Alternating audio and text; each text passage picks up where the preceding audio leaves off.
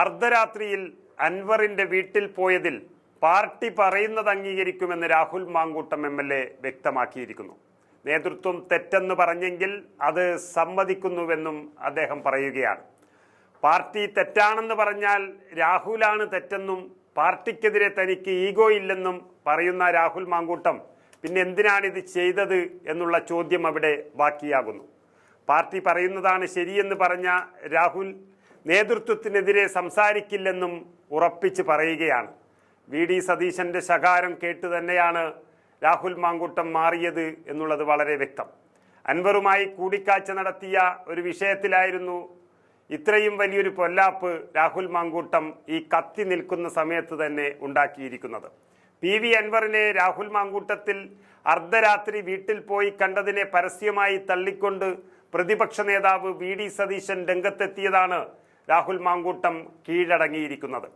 ചർച്ച നടത്താൻ ആരെയും ചുമതലപ്പെടുത്തിയിട്ടില്ല എന്ന് വളരെ വ്യക്തമായി പറഞ്ഞ സതീശൻ അൻവർ അടഞ്ഞ അധ്യായം എന്നുകൂടി വ്യക്തമാക്കിയതോടെയാണ് PV അൻവർ സ്ഥാനാർത്ഥിത്വം പ്രഖ്യാപിച്ചത്. രാഹുൽ ചെയ്തത് തെറ്റാണെന്നും വിശദീകരണം ചോദിക്കില്ല, പക്ഷേ രാഹുലിനെ താൻ ശാസിക്കുമെന്നും സതീശൻ ഉറപ്പ് പറഞ്ഞതോടുകൂടി രാഹുൽ മാങ്കൂട്ടം എന്ന യുവ നേതാവ് കീഴടങ്ങിയതായി പ്രഖ്യാപിക്കുകയാണ്. സ്ഥാനാർത്ഥിയെ തള്ളിപ്പറഞ്ഞ ഒരാളുമായി UDF ഒത്തുതീർപ്പില്ല എന്നായിരുന്നു പ്രതിപക്ഷ നേതാവിൻ്റെ വിശദീകരണം. അങ്ങനെയുള്ളപ്പോൾ പിന്നെ രാഹുൽ മാങ്കൂട്ടം അവിടെ എന്തിനു പോയി, അത് പാർട്ടിയെ ധിക്കരിച്ചിട്ടാണ് എന്നുള്ളത് പാർട്ടി പ്രവർത്തകരും പറഞ്ഞു തുടങ്ങി. UDFന്റെ അഭിമാനം വിട്ടുകളഞ്ഞുള്ള ഒരു നടപടിക്കുമില്ല എന്ന് സതീശനും UDFും വ്യക്തമാക്കുമ്പോൾ രാഹുൽ മാങ്കൂട്ടം അവിടെ തെറ്റുകാരനാവുകയാണ്. അൻവറിനോട് രണ്ട് കാര്യമാണ് UDF ആവശ്യപ്പെട്ടത്. തങ്ങളുടെ സ്ഥാനാർത്ഥിയെ അംഗീകരിക്കണം, എങ്കിൽ തങ്ങൾക്കൊപ്പം വരാം. UDFിൽ നിന്നും ഒരാൾ പോലും പ്രകോപിപ്പിക്കുന്ന ഒരു വർത്തമാനം അൻവറിനോട് പറഞ്ഞിട്ടില്ല എന്നിരിക്കെ വീണ്ടും പ്രകോപനം സൃഷ്ടിക്കുന്ന ഒരാളെ പോയി കണ്ടത് ശരിയായില്ല എന്ന് തന്നെയാണ് പ്രതിപക്ഷ നേതാവ് പറഞ്ഞിരിക്കുന്നത്. അത് വന്നതോടുകൂടി രാഹുൽ മാങ്കൂട്ടം ഒന്ന് പേടിച്ചു പോയി എന്ന് തന്നെ പറയാം. രാഹുൽ മാങ്കൂട്ടത്തിന്റെ ആ വാക്കുകൾ തന്നെ നമുക്ക് കേട്ടു നോക്കാം. ഇപ്പം നേതൃത്വത്തിന് അങ്ങനെ ഒരു ഇതുണ്ടെങ്കിൽ നേതൃത്വം പറയുന്നത് തെറ്റാണെന്ന് ഞാൻ പറയില്ലല്ലോ. നേതൃത്വത്തിന് അത് തെറ്റാണെന്ന് പറഞ്ഞു കഴിഞ്ഞാൽ ഓക്കെ, അത് തെറ്റാണ്. CPMന് വടി കിട്ടിയല്ലോ എന്ന് 23-ാം തീയതി അറിയാലോ. ഇതിനേക്കാൾ വലിയ പ്രചണ്ഡ പ്രചരണങ്ങൾ പാലക്കാട് വ്യക്തിപരമായി അനുഭവിച്ച ആളാണ് ഞാൻ. ഇതോടുകൂടി തീർന്നു, UDF തീർന്നു. ഞാൻ ഇന്നലെ പറഞ്ഞല്ലോ, ഞാൻ ഇന്നലെ അതിൻ്റെ ഒരു വിഷ്വൽ എനിക്ക് ഒരാൾ അയച്ചു തരായിരുന്നു. ഒരു മാധ്യമ സ്ഥാപനം ഒരു പാർട്ടിയുടെ റാലി നടന്നപ്പോൾ പറഞ്ഞത് രാഹുൽ മാങ്കൂട്ടത്തിൻ്റെ നെഞ്ചെടുപ്പ് കൂടി. അപ്പോൾ വേറൊരു മാധ്യമ സ്ഥാപനത്തിൻ്റെ കമൻ്റാണ് അവസാനിച്ചു, UDF അവസാനിച്ചു എന്നൊക്കെ പറഞ്ഞിടത്തുനിന്ന് ഇപ്പം ഞാനല്ലേ പാലക്കാടിൻ്റെ MLA, അങ്ങനെ പറഞ്ഞിടത്തുനിന്ന് ചാണ്ടി ഉമ്മൻ അല്ലേ പുതുപ്പള്ളിയുടെ MLA, അങ്ങനെ പറഞ്ഞിടത്തുനിന്ന് ഉമാ തോമസ് അല്ലേ തൃക്കാക്കരയുടെ MLA, ഷാഫി പറമ്പിലല്ലേ വടകരയുടെ MP. അപ്പോൾ അതിനകത്തൊന്നും പ്രത്യേകിച്ച് കാര്യങ്ങളില്ല. അല്ല, പാർട്ടിയുടെ അറിവോടെയാണ് പോയതെന്ന് ഞാൻ പറഞ്ഞില്ലല്ലോ. ഞാൻ ഏതെങ്കിലും നേതാക്കന്മാർ ചുമതലപ്പെടുത്തിയതിൻ്റെ അടിസ്ഥാനത്തിലാണ് പോയതെന്ന് ഞാൻ പറഞ്ഞില്ല. അതായത് ഇപ്പം നിങ്ങൾ ഉണ്ടാക്കാൻ ശ്രമിക്കുന്ന കൺഫ്യൂഷൻ ഉണ്ടല്ലോ, ഏതാണ് അല്ല പറയട്ടെ.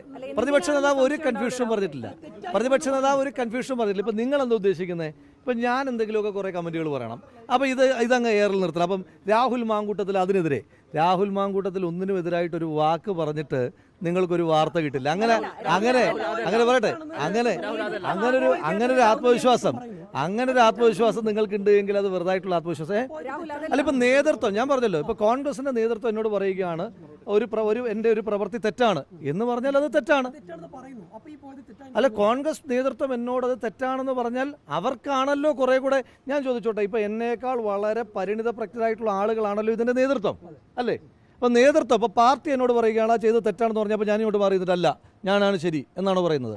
പാർട്ടി പറയുന്നതാണ് ശരി. പാർട്ടി പറയുന്നതാണ് ശരി. പാർട്ടി എന്താണോ പറഞ്ഞത് അതാണ് ശരി.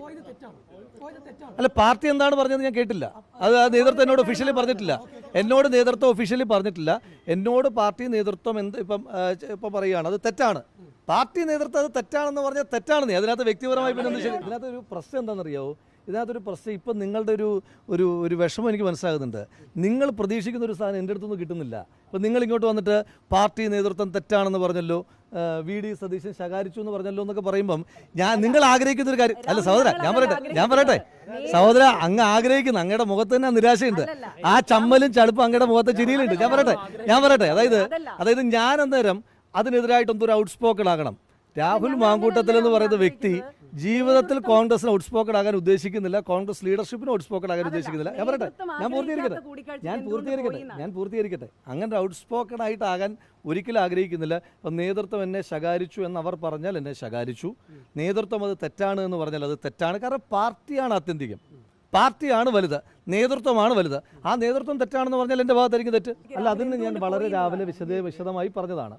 അതായത് ഞാനത് വളരെ വ്യക്തിപരമായി കണ്ടതാണ്. കാരണം വ്യക്തിപരമായി കണ്ടിട്ട് അദ്ദേഹത്തെ മുന്നണിയിലേക്ക് എടുക്കണമെന്നല്ല പറയുന്നത്. അദ്ദേഹത്തോട് മുന്നണിയിൽ ചേരാൻ അദ്ദേഹത്തോട് നമ്മൾ പറയുന്നത് എന്താണ്? അദ്ദേഹം ചെയ്ത തെറ്റുകളാണ് അദ്ദേഹത്തോട് പറഞ്ഞു കൊടുക്കുന്നത്. നിങ്ങളുടെ ട്രാക്ക് ശരിയല്ല, നിങ്ങൾ അദ്ദേഹത്തോട് തന്നെ ചോദിച്ചു നോക്കൂ. നിങ്ങൾ വൈകാരികമായിട്ടാണ് ഈ വിഷയത്തെ പ്രതികരിക്കുന്നത്. നിങ്ങൾ പറഞ്ഞൊരു കോസ് ഉണ്ട്, നിങ്ങൾ പിണറായിസത്തിനെതിരായിട്ട് പറഞ്ഞൊരു കോസ് ഉണ്ട്. ഞാൻ ആ കോസിനോട് ഐക്യപ്പെടുന്ന ആളാണ്.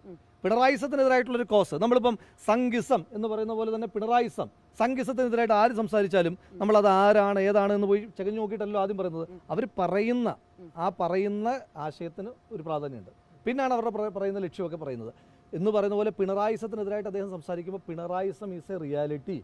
അത് മാധ്യമപ്രവർത്തകരായ നിങ്ങൾ അനുഭവിക്കേണ്ടി വരുന്നുണ്ട്, പൊതുപ്രവർത്തകരായ ഞങ്ങൾ അനുഭവിക്കേണ്ടി വരുന്നുണ്ട്, സാധാരണ മനുഷ്യന്മാർ അനുഭവിക്കേണ്ടി വരുന്നുണ്ട്. ആ പിണറായിസത്തെ പറ്റി ആര് വോക്കൽ ചെയ്താലും അതിനോട് ഐക്യദാർഢ്യപ്പെടും.